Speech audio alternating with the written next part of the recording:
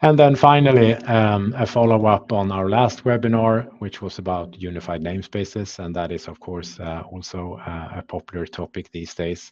And here, Crosser can help you with a number of things related to unified namespaces.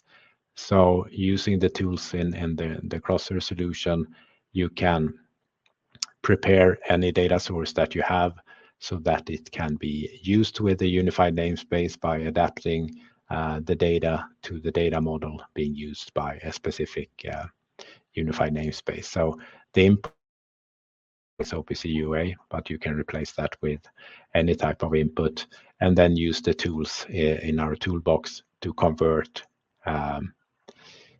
this data into whatever data model that is specified in your specific unified namespace.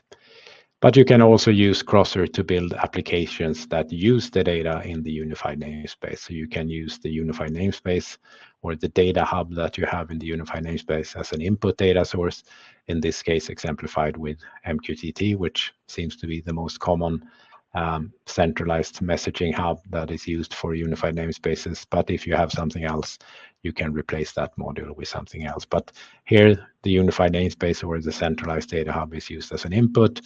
And for example, you can just subscribe to all updates and then make sure that they are stored in a database, so you get historic data as well, since a unified namespace is typically only holding the current state of your setup. But building a flow like this, you can then store that in a database to also give you historic data that can be used for analysis. And finally, you can use it to derive higher valued or insights from the data in the unified namespace and write the result back into the unified namespace or the centralized data hub that you have with the unified namespace.